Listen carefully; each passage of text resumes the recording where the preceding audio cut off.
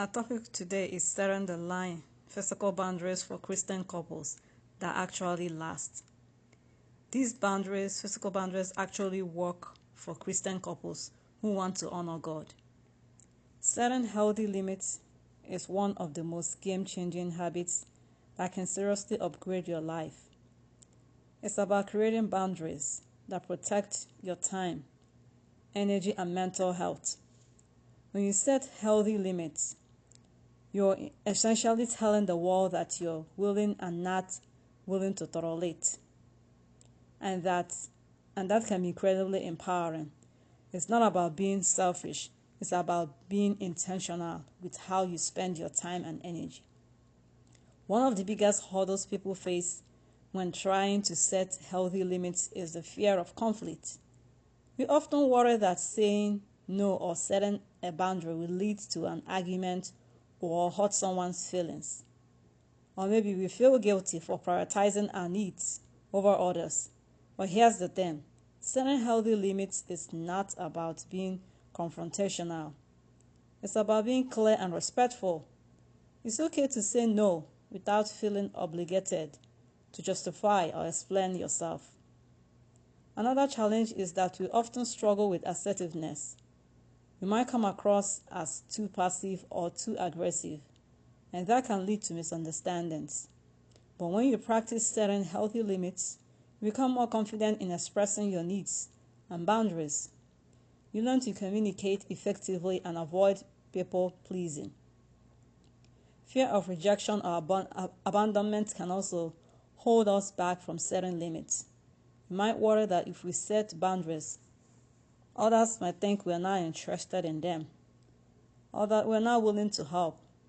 But the truth is, setting healthy limits can actually strengthen your relationships. When you're clear about what you're willing and not willing to do, others can learn to respect your boundaries, and that can lead to deeper and more meaningful connection. Now, let us pause here and listen and look at some biblical verses on physical boundaries and purity in relationships. 1 Thessalonians chapter 4 verse 3 to 5. It is God's will that you should be sanctified, that you should avoid sexual immorality, that each of you should learn to control your body in a way that is holy and honorable. 2 Timothy 2 verse 22. So flee youthful lust, passion, and pursue righteousness, faith, love, and peace, along with those who call on the Lord from a pure heart. 1 Corinthians 6, 18 to 20. Flee from sexual immorality. You are not your own body. You are not your own. You are bought at a price. Therefore, honor God with your bodies. Proverbs 4:23. Above all else, guard your heart, for everything you do flows from it.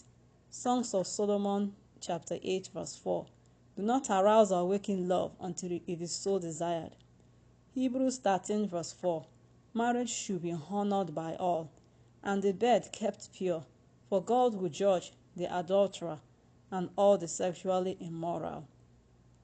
Galatians 5:16. So I say, walk by the Spirit, and you will not gratify the desires of the flesh. Romans 12 verse 1. Therefore I urge you to offer your bodies as a living sacrifice, holy and pleasing to God. This is your true and proper worship. Job chapter 31 verse 1. I made a covenant with my eyes not to look lustfully at a woman. Ephesians 5 verse 3. But among you there must not be even a hint of sexual immorality or any kind of impurity. Now, let us look at relatable examples.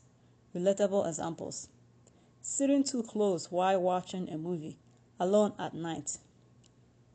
It all started with holding hands and then became harder to stop the next day. Or just cuddling turned into slippery slope when feeling innocent at first. What feels innocent at first started crossing boundaries emotionally and physically. Late night visits after a date. Staying 10 minutes more turns into temptation and compromise.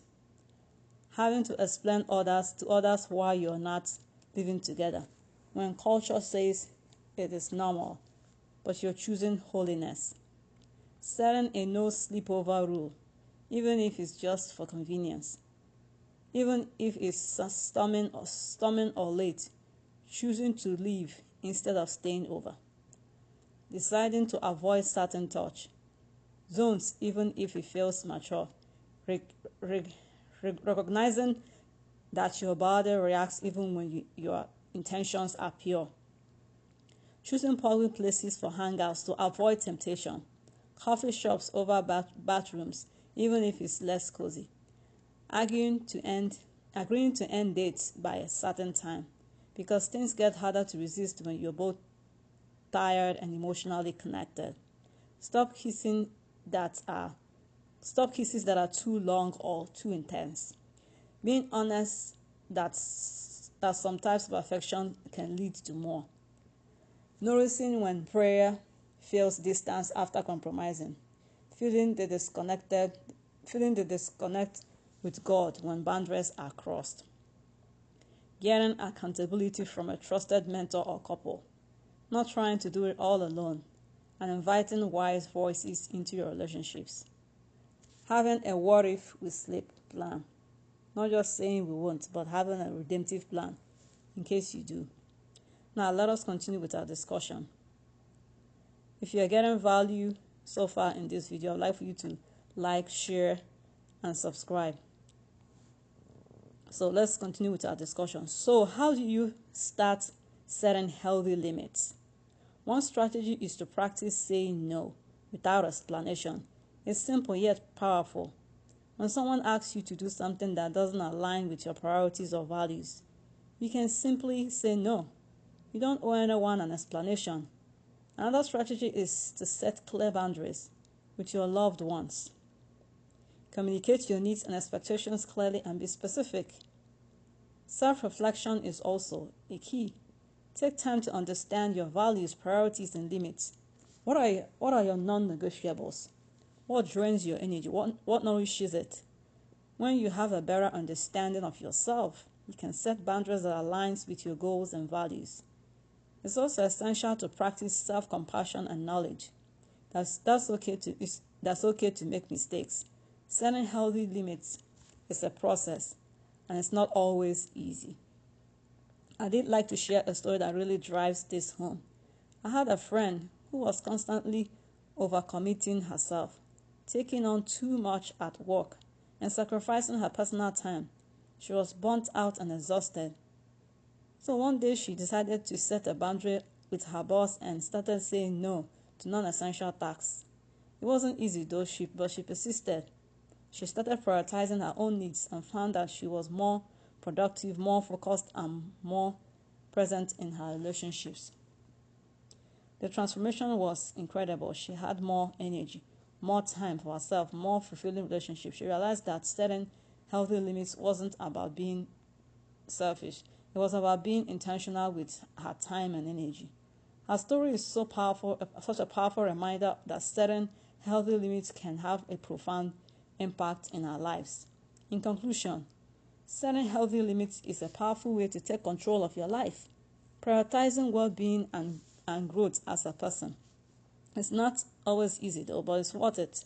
By practicing self-reflection, communication, and assertiveness, you can set healthy limits that align with your values and priorities. So I encourage you to start small. Start today and see the positive impact it can have on your life. If you have had any experiences with setting healthy limits, I'd love to hear about them in the comments below. And if you're looking for more tips on self-care practices, be sure to check out my next video. Thanks for watching. Remain blessed.